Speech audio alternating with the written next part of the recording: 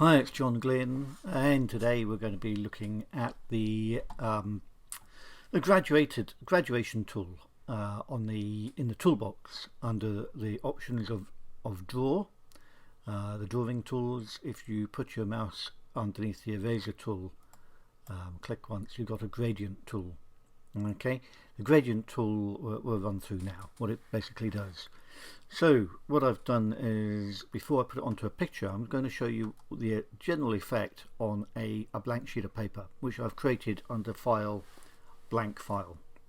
Okay, and it's just the default page that Photoshop comes up with.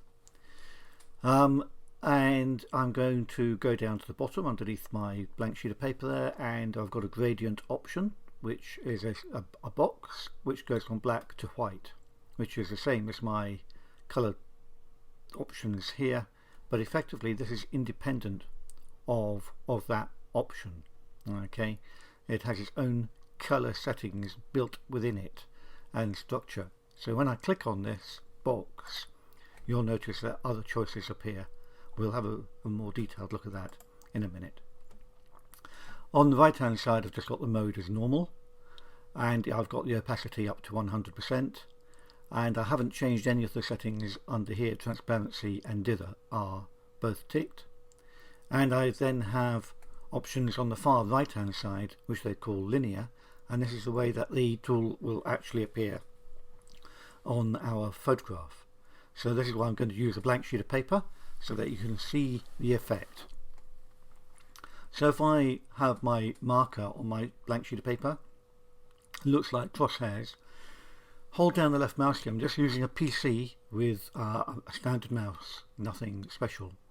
Holding down my left mouse key, I drag down, and you'll see that I get a black area at the top and white at the bottom, and that is based on my my gradient box, which is black to white.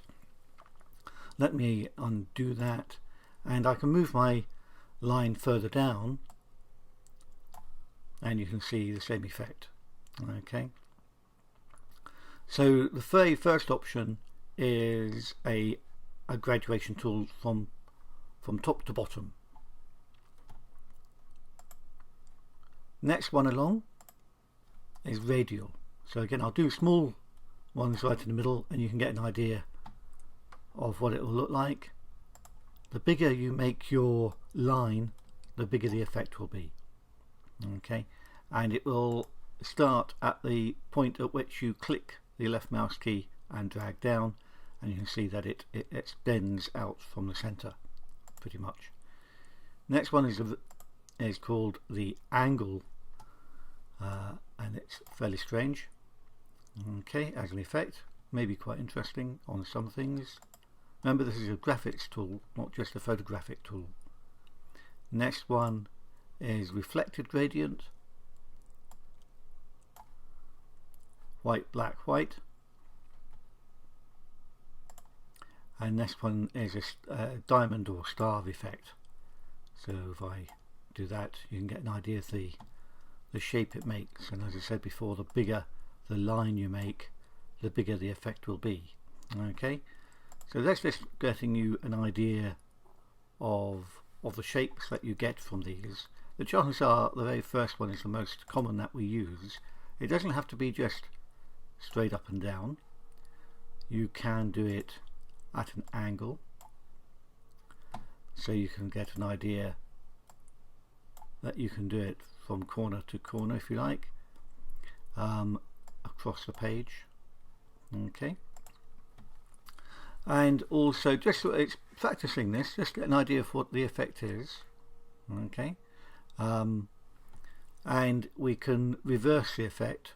So at the moment it's black down to white. If I click the reverse option, you'll notice now it's white to black.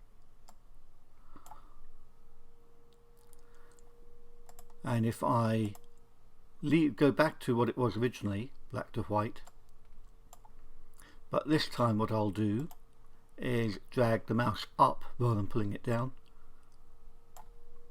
and effectively it gives me the reverse anyway. Okay, so I don't have to actually tick reverse to get reverse. All I have to do is go from down to up, or down to up, or up to down. Gives me the reverse anyway. Okay. Dither as a term is just that it softens the effect and blends in colours, so it becomes less evident, so we'd want that on. And transparency, because some of these options that we get in here need to be transparent, otherwise we wouldn't be seeing our picture, so we would leave that on. Okay, we have modes. These are blending modes, so the way that once we have a picture in and we're actually working on an actual photograph, it's the way that this effect that we're doing, the gradient tool, will impact the photograph itself. So we're going to have a look at that with an actual photograph. So I've already preloaded a photograph in, so I'm going to open that up, and I've got a an image here which is from Forth Rail Bridge, and I could just drag my mouse down from the top to near the bottom, or halfway, and you can see that it covers my whole photo, so that's not too good. So I'd have to work out some way of blending it. So I'd undo that, and I do have a blending option. So under here I could go to overlay, and I could try again. Now it does darken the top, but it's also lightening the bottom. I didn't actually want it to make the bottom white, which is what it's doing by adding white. You're doing the effect of making it lighter, so I'll undo that. I could do opacity. At the moment the effect I'm giving it is 100%. Let's drop that down to around about 50. And you can see that the effect is now lighter, but it's still lightening it too much, and it's not really darkening the sky as much because it's doing the whole thing equally. But it is an option, and you may find that just hints of things is all you need. So if you were doing this, you might want to have a slight hint, and therefore you may find that the opacity can be quite low. Now generally we wouldn't really be doing it straight onto a photograph. We would do this onto layers so that we have more control. Okay, but for testing it and just understanding the process, all you do need is one image up, and you can work directly on the picture. It isn't the best way of working, because once you save it, you can't undo it. Okay, well, with layers you can, but at least it gives you an understanding of the process. So overlay, and you'll have other ways of working with it as well. Will give you choices as to how to work with your image, and the opacity. But actually what we want is the effect going to transparent, probably. So if I click on this box where you've got the I'll say OK, and I'll do that again so you know where I am. There's a gradient box. If I click on that, I've got more choices as to the effect I'm wanting, and the most common one we would use would be foreground to transparent. So I'd click on that option, and then I'd say OK. So I'll just make sure I've clicked it. I'll then say OK, and now I've got the effect going to transparent. So this time I'll just leave it again on normal, and I'll just drag down, and now you can see that it goes from black to dark, or from dark to light, but it's not overlightening the foreground. Now with this particular software package I can't make changes after I've done it, or at this point I can't make changes, so it's on normal. I can't make it overlay. I can't do hue. It just is what I set it to. So I'll have to go back to, I'll just start at normal.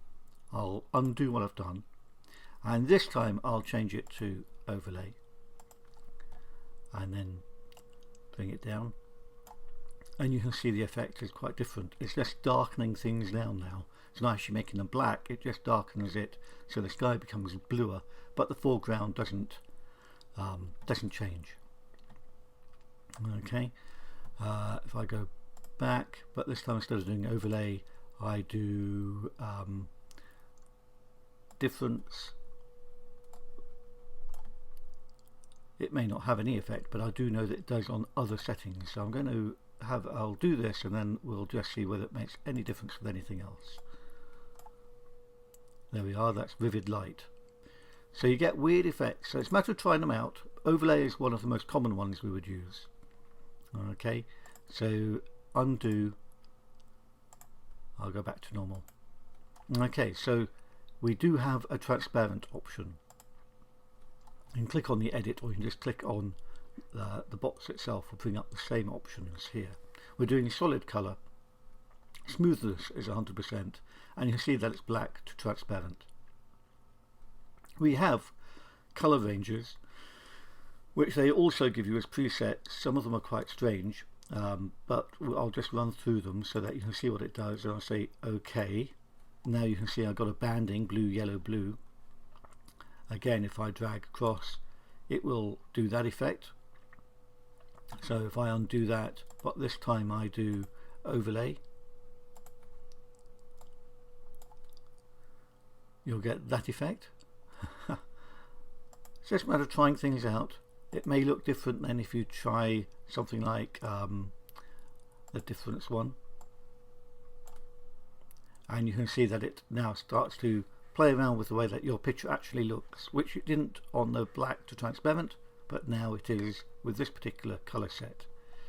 It's impacting or affecting the picture, the colors that you're working with below, the actual photographs. You've got hue,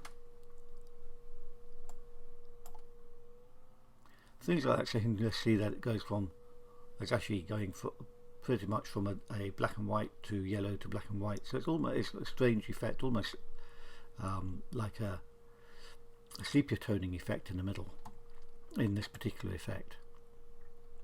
You've got a whole choice of them.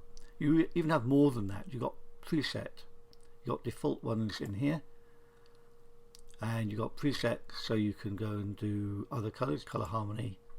I'll say no to that because I don't want to keep any of those. Color harmonies, you've got pastel colors, you've got metals. Whether you'd use any of these, you may never use them, to be honest, but it's just a matter of learning what they do, where they are, and you may find for some of your photographs for landscapes or something it may make them, may work. It's a matter of trying them out and just seeing whether the effect is a bit too much or not. That's our standard setting, that one, but it will be open on that one when you start it. The second option, which is a transparent one, click on my white button at the bottom here. On the far right there's a little to do with transparency, and it gives me a black color. I'm going to change that color and I will make it a red, and I'll say OK. You'll now see that it goes from black through to red through to transparent. Okay, it's a little bit complicated, this one. I'm going to say OK, and you'll notice now that I have that in my gradient box as well, and I'll change that back to I'll do overlay. Now when I move my mouse across from top to bottom, you get a three, like a blue through to red through to clear, and that may look quite effective in the landscape. If you're trying to warm things up, you could start to impact how much of an effect you have on your photograph and give it more of a sunset feel. So it could be quite an effective way of improving the picture subtly, possibly, with using these sort of overlays, and maybe again with the opacity. You wouldn't want it too strong necessarily, but you get a sort of warmingness, a blueness and a warmingness in the middle, and just normal at the bottom, or something along those lines. So it's a matter of trying it and just seeing how you get on with this particular tool. Just click on it again, click on the option as it's on to say OK, and it gets back to normal settings. Remember to put this back to normal as well when you finish with it, and again you can have a go with these other options here as to how you would actually get the effect you want. The very first one is the most common we use, but you may want to give a highlight, so the star one could be quite interesting as well. If you did an overlay possibly and load the opacity, it may well be that well, maybe not. It's a matter of trying them out and thinking, well, does it actually do the effect? But you never know, and it's a matter of trying them, saying okay, have another go, and seeing whether the effect will work for your particular picture. And you may find on some occasions they do. So it's a lot of this sort of software, working with software, is actually practice. And don't be worried about making changes. As long as you don't save it, it will default back to normal anyway, and you won't damage any pictures. But if you're wanting to just practice using the tools, choose a picture you don't really care about, just wade your way through the choices that they have in here on your picture. It's quite a good way to start just doing it even on a blank sheet, as I did originally, by going to File, Blank File, and creating a blank sheet of paper. And in that way, again, you can just go through the choices that you got. You can do all these colors will still work on a blank sheet of paper, by the way. So it makes no difference what you're doing it onto. Just remember to undo and then have another go of something else. So they'll all still do the same thing. So you don't even need a picture. All you need to do is just wade your way through all the settings with the colors and get a feel for the software, okay, before you put it onto a picture. As I said before, we wouldn't normally do it directly onto a photograph. We would do it through layers, but that's a bit more of an advanced course, and this one is purely just to get you used to understanding the layout and the sort of structure that they've created here for you to use the software. Okay, so have a go with the gradient tool, and hopefully you'll improve and give yourself confidence in moving around Adobe and understanding the principles, how it's working. Okay, well, thanks for watching.